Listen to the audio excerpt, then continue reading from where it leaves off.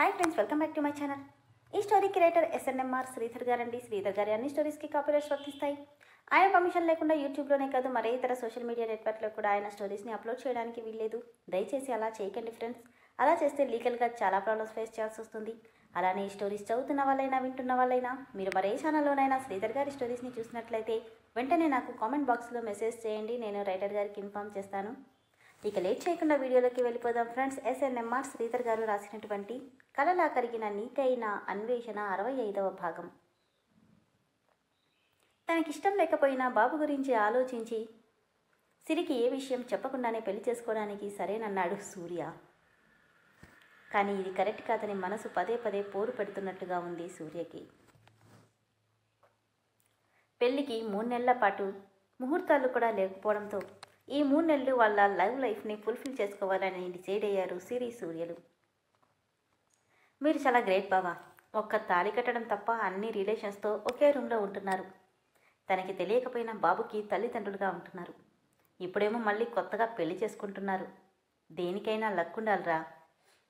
నేను మా పెళ్ళికి మేమే అన్నీ అరేంజ్ చేసుకొని మళ్ళీ లవ్ చేసుకోవడానికి 3 నెలలు టైం కూడా వచ్చింది అన్నాడు విక్కీ మాటలకి సూర్య. నిజమే అను వాళ్ళ వైపు చూపిస్తూ, వీళ్ళు ఉన్నారు. పెళ్ళికి ముందు కనీసం ఒక కిస్సు లేదు, హగ్గు లేదు. అన్నీ పెళ్ళయ్యాక అంటూ కిలోమీటర్ దూరం పెట్టేశారు అన్నాడు విక్కీ. నిజమేరా, ఈ రాక్షస్ కూడా ఇలానే చేసింది అని ప్రియని చూస్తూ అన్నాడు కిరణ్ కూడా. ఏం చేస్తాం, మీరు చనువిస్తే చంకనెక్కే రకాలు కదా, అందుకే మా జాగ్రత్తలో మేముండాల్సి వచ్చింది అని ప్రియ అంటుంటే సూర్య వాళ్ళన్న మాటల దగ్గరే ఆగిపోయాడు. ఈ గొడవల్లో పడి సిరికున్న ప్రాబ్లం గురించి అసలు మర్చిపోయాడు తను. ఇలా మర్చిపోయానేంటి, డాక్టర్ థామస్తో మాట్లాడి చాలా రోజులైంది. తన హెల్త్ గురించి ఇంకోసారి కాంటాక్ట్ అవుతే బెటర్ అనుకుంటూ ఉన్నాడు సూర్య. ఇంతలో అను పిలవడంతో తను పలకనే లేదు. అందరూ ముఖాలు చూసుకొని జై ఏమైందిరా అంటూ కదపగానే అప్పుడు స్పృహలోకి వచ్చి సూర్య, ఏం ఆలోచిస్తున్నావు? ఏం లేదు అంటున్నా. సిరి గురించేనా అని అడిగింది ప్రియ. నవ్వి ఊరుకున్నాడు. మాకు తెలుసులేరా, నువ్వు ఇంత డీప్గా ఆలోచిస్తున్నావంటే తన గురించేనని అర్థమైందన్నాడు విక్రమ్. కానీ మళ్ళీ ఏమైనా ప్రాబ్లమా? ఉన్నట్టుండి అంత డీప్ థింకింగ్కి వెళ్ళిపోయావు అని అడిగింది అను. మెల్లిగా తలూపాడు. మళ్ళీ ఏమైందిరా? అది మీకు చెప్పేది కాదులే, అంత సీరియస్ కూడా కాదు. బట్ నేను అర్జెంటుగా వెళ్ళాలి, మళ్ళీ కలుస్తానని చెప్పి వెళ్ళిపోయాడు సూర్య. సూర్య ఫ్రెష్ అయి వచ్చి డాక్టర్కి కాల్ చేద్దామని ఫోన్ తీసుకోబోతుంటే ఆయనే కాల్ చేశారు. Hello doctor Thomas. Hello Surya, how are you and what about Siri? Yes she's fine. Actually నేనే మీకు కాల్ చేద్దాం అనుకుంటున్నాను అంటూ ఇక్కడ జరిగింది మొత్తం చెప్పాడు Surya. First of all congratulations Surya. Thank you doctor. ఇక అసలు విషయానికి వస్తే నీ మాటల్ని బట్టి సిరి కంప్లీట్గా డ్రగ్స్ అవాయిడ్ చేసినట్టే.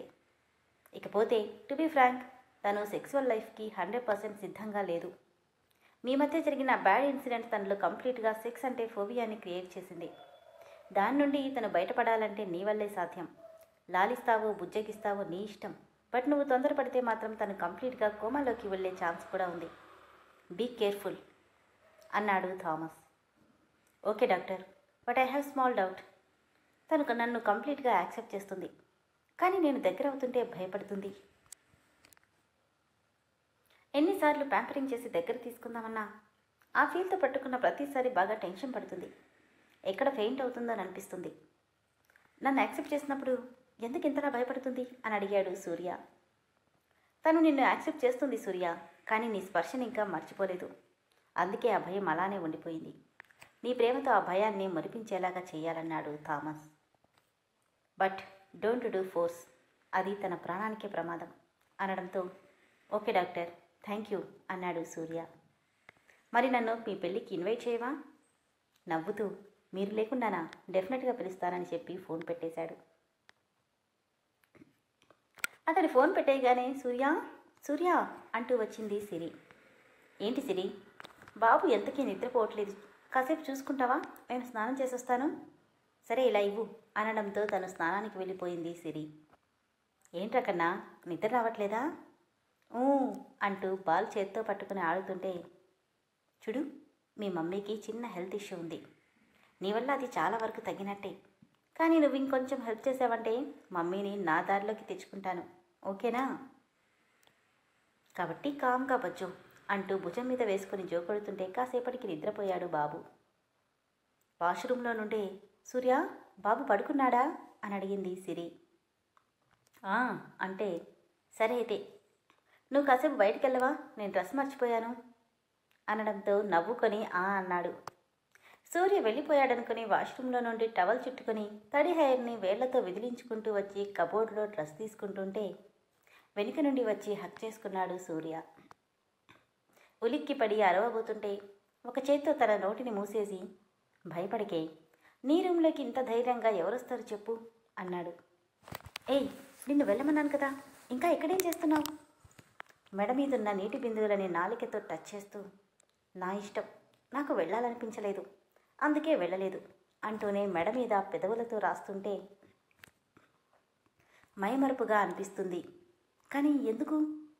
ఎందుకంటే నాకు కాబోయే భార్యతో కాసేపు రొమాన్స్ చేసుకుందామని అన్నాడు సూర్య. రొమాన్సా?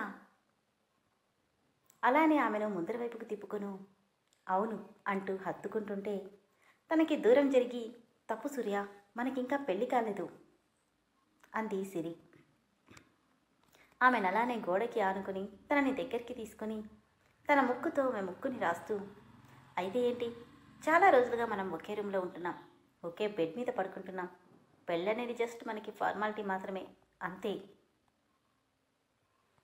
అంటుంటే అతని గుండెల మీద చేతులు పెట్టి దూరం జరుపుతూ, కానీ పెళ్ళేగా సూర్య, ప్లీజ్ అంటుంటే విసుగ్గా ముఖం పెట్టి, పో, నీకు అసలు నేనంటే ఇష్టం లేదని వెళ్ళిపోబోయాడు. అతడి షర్ట్ కాలర్ పట్టుకుని వెనక్కి లాగి మెడ చుట్టూ చేతులేసి, అలాంటిదేమీ లేదు సూర్య. తన చెయ్యి విడిపించుకొని, ఏం కాదులే, అన్నీ అబద్ధాలే, పెళ్ళికి ముందు ఇలాంటి చిన్న చిన్న రొమాన్స్ చాలా హ్యాపీగా ఉంటాయి తెలుసా అంటూనే నడుం చుట్టూ చేతులైపోయాడు. కానీ సూర్య అంటూ ఆ చేతిని అలానే పట్టుకుంది సిరి. సరే నేను వెళ్తాను అని కోపంగా వెళ్ళబోయాడు సూర్య. తనని గట్టిగా పట్టుకొని పెదవుల మీద తనకి తనుగా ముద్దు పెట్టుకుంది సిరి. దాన్ని కంటిన్యూ చేస్తూ సిరి మెడ మీద తడుముతూ టవల్ని పక్కకి జరుపుతుంటే తను చేస్తుంది అర్థమై సిరిలో టెన్షన్ పెరిగిపోయి బాడీ షివర్ అవుతుంది. తన మెడ చుట్టూ పెనవేసిన చేతుల్లో షివరింగ్ తెలుస్తుంటే ఆమె పెదవులను వేడి తనని గట్టిగా హగ్ చేసుకున్నాడు సూర్య. డోంట్ బీ ఎక్సైట్ సిరి, ఇక్కడుంది నేనే, ఎవరో కాదు అంటూ తల మీద నిమురుతుంటే గొంతు తడారిపోతున్నట్టుగా ఉంటే ఒక్క మాట కూడా మాట్లాడకుండా అతన్ని హత్తుకొని ఉండిపోయింది. ఎందుకంత భయం రా, రోజు నాతో పోట్లాడతావు, గొడవ పడతావు, నాతో ఆడుకుంటావు, ఇక భయం దేనికి చెప్పు? ఇవి జస్ట్ మనల్ని మనం అర్థం చేసుకోవడానికి చిన్న చిన్న ఇన్సిడెంట్స్ మాత్రమే అని సూర్య అంటుంటే అప్పుడు తన మాటలకు కొద్దిగా నెమ్మరిస్తూ షివరింగ్ తగ్గి కంట్రోల్లోకి వస్తుంటే అప్పుడు ఆమెను నెమ్మదిగా తనకి దూరం జరిపి, అది ఆల్ రైట్ అని అడిగాడు. కానీ నాకెందుకు ఇలా అవుతుంది సూర్య అని అయోమయంగా అడిగింది తనకేం జరుగుతుందో అర్థం కాక సిరి. నవ్వి, నీకే కాదు, రొమాన్స్ అంటే ఏ ఆడపిల్లలకైనా ఇలానే ఉంటుంది, నిన్ను డిసప్పాయింట్ చేస్తున్నాను కదా అని బాధగా అంది. చచా, అలాంటిదేమీ లేదు, చెప్తున్నానుగా, ఇట్స్ కామన్ అని, ఇవేమీ మనసులో పెట్టుకోకు, వెళ్ళి రెడీ అవ్వు అని చెప్పి వెళ్ళిపోయాడు సూర్య. సూర్య దగ్గరికి వస్తుంటే తను ఎందుకు ఇలా రియాక్ట్ అవుతుందో ఎంత ఆలోచించినా తనకు అర్థం కాక అలానే బెడ్ మీద కూర్చుండిపోయింది సిరి. సెంట్రల్ జైల్లో ఊచలు లెక్క పెడుతూ ఆలోచిస్తున్నాడు మోహన్. పదే వాళ్ళ నాన్న చనిపోవడం గుర్తొస్తుంటే అతని కళ్ళు కోపంతో ఎర్రబడుతున్నాయి. రే సూర్య, మా నాన్నని అతి దారుణంగా చంపి నన్ను ఇలా ఊచలు లెక్క పెట్టేలా చేసిన నిన్నంత తేలిగ్గా వదలను. భయం అంటే ఏంటో నీకు చూపిస్తాను.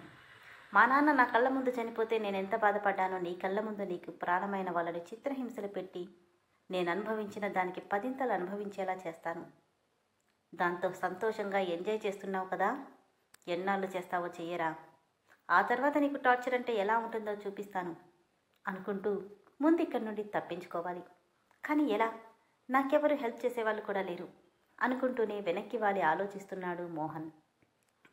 సరిగ్గా ఇదే టైంకి, రేయ్, ఆ సూర్యగాడు ప్రజెంట్ ఏం చేస్తున్నాడు, ఎక్కడున్నాడో కనుక్కోమన్నాను, ఆ పని ఎంత వచ్చింది వరకు వచ్చింది అని అడుగుతున్నాడు సలీం తన అనుచరుణ్ణి. భాయ్, వాడు ప్రస్తుతం లాంగ్ లీవ్ తీసుకుని బెంగళూరులో ఉన్నాడు. ఇంకో 3 నెలలలో ఆ షోరూమ్స్ ఓనర్ విశ్వనాథ్ కూతుర్ని పెళ్లి చేసుకోబోతున్నానని చెప్పాడతను. కన్నింగా నవ్వుకొని, ఓ, పెళ్లి చేసుకుంటున్నాడా? అవును భయ్యా, ఇంకో 3 నెలల్లో పెళ్ళి చేసుకొని ఆ తర్వాత నేనేంటో చూపిస్తాను. రే సూర్య, దుబాయ్లో కింగ్లా బతికిన నన్నిలా అందరికీ భయపడి అండర్ గ్రౌండ్లో దాక్కునేలా చేసిన నిన్ను అంత తేలిగ్గా వదలనురా. నీకు టార్చర్ అంటే ఎలా ఉంటుందో తొందరలోనే చూపిస్తాను అని కసిగా అనుకున్నాడు సలీం. ఇటు సలీం అటు మోహన్ ఇద్దరి పగకి సూర్య సిరీలు బలవబోతున్నారా, లేదంటే వీళ్ళిద్దరినే బలి చేయబోతున్నారా అనేది తదుపరి ఎపిసోడ్స్లో తెలుసుకుందాం.